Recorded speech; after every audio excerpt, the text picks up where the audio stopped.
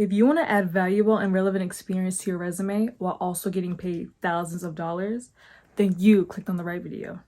In today's video, I'm going to be showing you guys how I made $12,000 through an internship. In this video, I'm going to show you step by step every single thing you need to know about how to get an internship, especially if you don't know what type of internships to apply for, you don't know what type of field you want to go into. Personally, when I was applying to internships, I would get very overwhelmed because there's so much information out there and there's so much stuff that professors don't really tell you about, and you kind of have to learn on your own. So if you're in the same boat as I was, very stressed, overwhelmed, not really knowing where to start, keep watching this video. I guarantee you will find the internship for you. So the first step is figuring out what your end goal is. Whether it's to gain meaningful experience, test out a different career path, or maybe get some research experience, you really want to know why you want to get an internship. I wanted to get an internship because I realized in the middle of my sophomore year that I didn't want to go to grad school. I didn't want to pursue the major that I was in, but I also didn't want to switch majors. So basically, I just wanted to really figure out what I wanted to do, and I wasn't sure what career path I wanted. The second step is figure out what type of internships that you want to do. Knowing what your end goal is makes it a lot easier to kind of find out what internships you're interested in, especially if you're pursuing an internship that is directly related to your field of study. If you're applying to an internship that is not directly related, really trying to figure out what type of field you want to go into is definitely really important. Like I said, I wanted to find an internship because I didn't want to pursue psychology. I majored in psychology, but I didn't want to go to grad school and become a psychologist. So for me, what I did was, in order to figure out what type of internships I wanted to do, I wanted to figure out, okay, what is my end goal? My end goal is to simply find a job that pays me well. So what are jobs that I can do that it doesn't matter if I'm majoring in psychology or any major, I can do these jobs regardless. So what I did was I went on Indeed and search for jobs that didn't require any major. A lot of fields that I was searching up was fields relating to human resources, marketing, sales, fields like that. But there's so many other jobs out there in internships. So really search what type of internships you can do with your major. If you want to do something specifically with your major, if not, search up what are other types of things you can do regardless. So just really researching and seeing different jobs that you can do was just having a bachelor's. And I'm definitely going to make a video about that. It's going to be coming out soon, so definitely stay tuned for that. Step number 3 is make sure you prepare your supporting documents.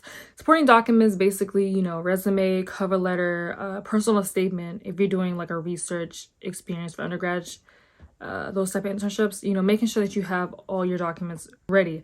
And you really want to do this first before you apply, because once you get over that hump, applying to internships actually is very easy in my opinion, but you really want to take your time when you do this step, because you want to make sure that you are including all of your experience. For example, on your resume, you want to make sure that you're including experience that you think isn't relevant. Like when I didn't have an internship, I didn't care if I worked at McDonald's. I'm going to put that on there. I put, all the jobs that I had, including in high school, and I also included, any extracurricular that I did. Extracurricular activities that I did. So I make sure that I put, like, I was in the orchestra at my schools. I put that. I was in the honors society. I used to play at a local church.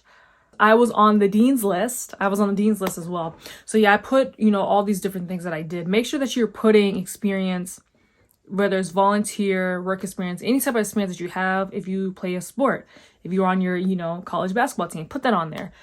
Anything, any clubs that you've done, put all that stuff on there, because you really want to pump yourself up when you don't have a lot of research experience or internships on your belt. When you don't have a lot of experience with those, you really want to pump up the experience that you do have with the other stuff that you've done. And you really want to make sure that you are showing that you're confident and that yeah, I may not have done an internship before, but I've done this and that makes me a good candidate for the role. So really make sure that you are including all the experience that you have. Also make sure that you have someone proofread your stuff, because when I first started applying to internships, I used to be kind of like nervous to let people read through my stuff, because what if I made a mistake? What if I made a mistake? No one cares if you make a mistake. You really want someone to read through your resume that knows what a good resume looks like, because we don't know what good resumes look like when we don't read through them every day, or we don't read through them often. So if when you're going through your resume, make sure that you have someone proofread it that is, knows what a professional resume is supposed to look like. If you don't know anyone, or you don't think you know anyone that would be good for that, you can go to university. I know my university had like a career services department where people from career services could read through my resume, or the writing studio could read through my resume. So I'm pretty sure all universities have this, but there should be someone that that can read through your resume, make sure that they're catching any grammatical errors. I feel like we don't always know how to articulate ourselves, so I think when you have someone else really read through and proofread that stuff, it really helps. So make sure that you have all your documents, take your time writing them, proofread everything, make sure you have all your experience on there. And then I think that really sets you up to make you stand out as a candidate. Because once I did that, once I really took my time to like make sure my resume was on point, one, it was easier to apply to internships, and two, I started getting callbacks for interviews once I really took the time to make sure my resume looked really good. Number 4, make sure that you review the requirements for the internships to make sure that you are a good fit. And I say this, make sure that you know what the core values are for the company, what the internship is looking for in a candidate, to really show them that, well, one, to make sure that you want to do it. And also, two, you want to have a good understanding of what they're looking for. That way you can convey that to them. If you come across a listing for an internship and they're saying, yeah, we want people who value sustainability. Sustainability is one of the key things that we're really striving for in 2023.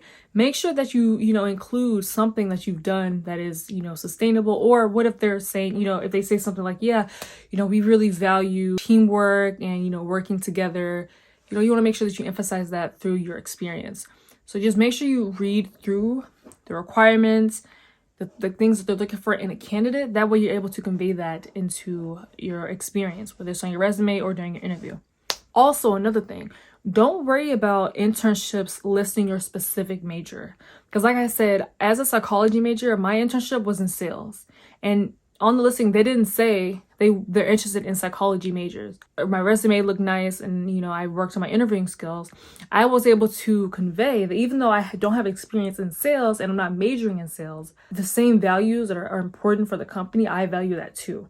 So really make sure that you're able to make the connection, even if your major is not specific or if it's not listed in the description of the job.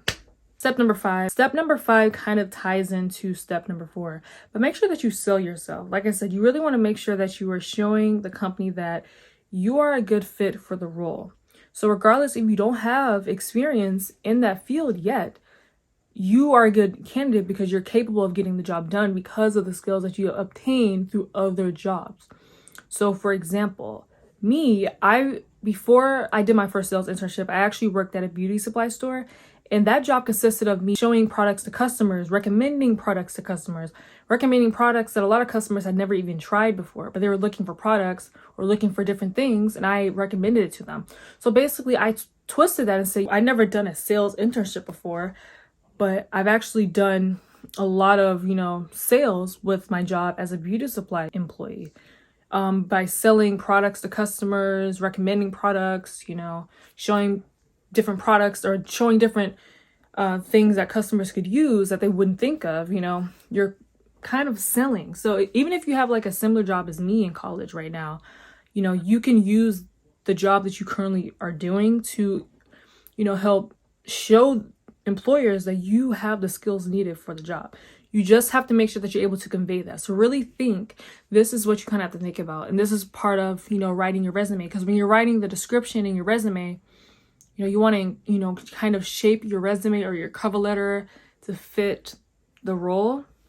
So you really want to make sure you take your time and think about this. But once you really think about it and you can make the connection, then it looks really good. And employers see that and they're going to be like, ooh, she's a good candidate.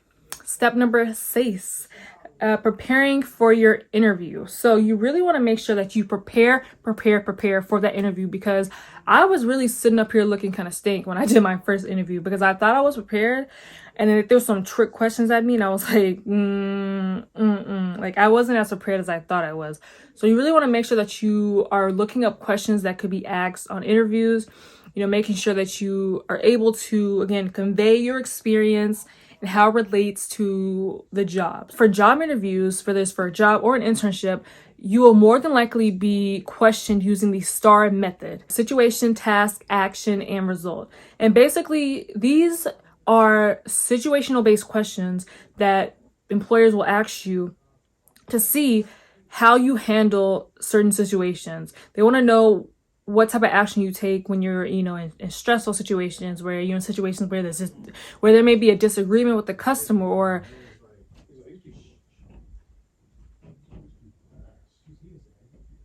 for these type of questions, they really want to know what your style is, what your work style is, what your leadership style is. So you really want to have situations in your mind that you can pull up and relate to a question that someone asks you.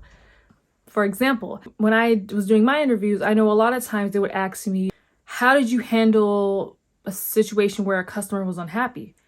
So what I did was I described a situation at work when I worked at the beauty supply store, basically talking about how a customer was upset and how I was able to resolve the issue with the customer. I was able to show them that when a customer is upset, I know how to be responsible and really show them that I can resolve issues with whether it be a customer or a colleague. A lot of times they may ask you a question like, how do you handle a situation with a colleague where you guys may have disagreements on how to do things? So for me, I talked about, working in groups and being able to cooperate and, come together as a team. So you really want to have situations and really think about your experience. In my opinion, I don't recommend lying.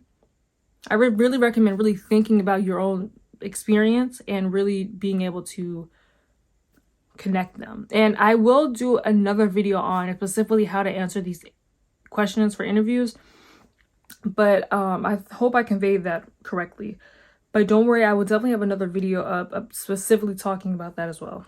And then obviously, well, maybe it's not obvious, but I will say this: make sure that you have questions that you want to ask the employer. And so for that, also make sure that you do research on the company, because you want to have a basic understanding of what the company does.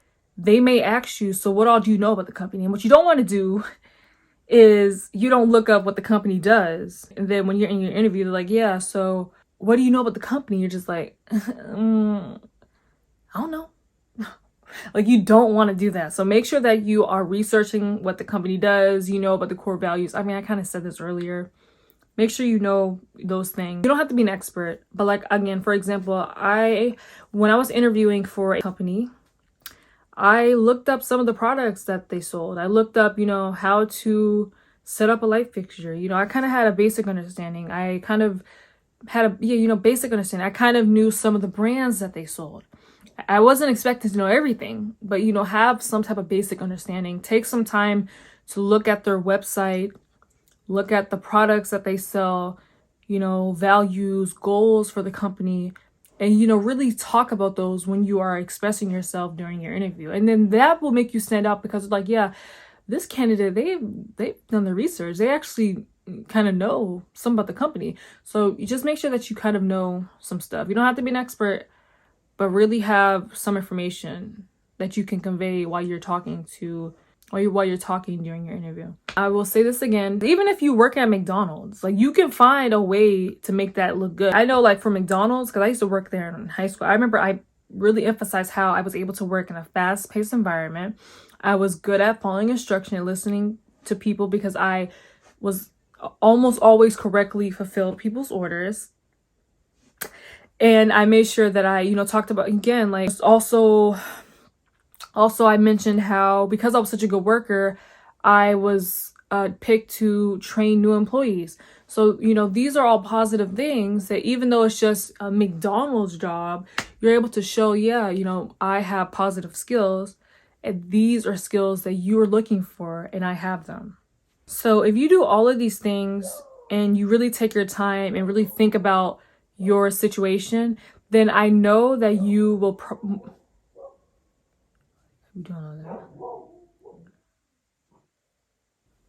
So if you do all these things, then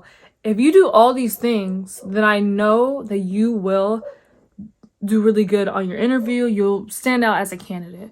So the last step is just make sure that you complete any pre-boarding tasks. Like if they do select you, and if they do give you an offer, make sure that you accept it. Obviously, make sure that you pass the drug screen. You don't want to go this far and then you accept the offer and then they deny you because you don't pass the drug screen, or make sure you pass the background check. So yeah, I mean, those are kind of things that I think are kind of obvious. But the last thing I want to say is this: do not get discouraged. Make sure that you apply to as many internships as you possibly can. When I got my internship, I got it the summer going into my senior year, and I applied to 40 different internships. I got interviewed for 3, and then I got 1. So really make sure, keep applying to internships until you get an offer. And then even then, I think it's good to have multiple offers, but really make sure that you apply to multiple different internships, and again, once your resume and stuff is all together, applying to them is like that. Like it doesn't take super long to apply to these things. So if you really focus on having, knowing what you want to do, applying to multiple different internships, having a good resume, make sure your resume is on point, make sure you have someone read through your resume. Number 4, make sure you practice your interviewing skills. Make sure you practice articulating yourself. Make sure you have scenarios, problem-solving scenarios, or scenarios that demonstrate your work ethic, your leadership style, all these things. Make sure that you have questions prepared for your interviewer. Make sure you know basic stuff about the company. I hope you guys like this video, and I hope it inspired you guys to really just attack this, because like I said, when I was trying to apply to internships, I was very overwhelmed and I was very I scatterbrained, didn't know what to do. But once I got that first internship, getting my job after college became so much easier, because the first thing people asked me was, "Oh, can you describe what your internship was like?" And that really helped me have some talking points for my next interviews when I was looking for jobs after college. And also too, like I said, the internship paid really well. I got paid $21 an hour for 10 weeks, also a housing stipend. So there are some good internships out there with some good benefits. You just got to look for them. I'm going to be making a video about preparing for interviews. I'm going to be telling you guys specific interview questions that you will be asked. So stay tuned with that. I'm going to try to get that up very soon. So if you guys like this video, give it a thumbs up, and thank you so much for watching. I will see you in my next video. Bye.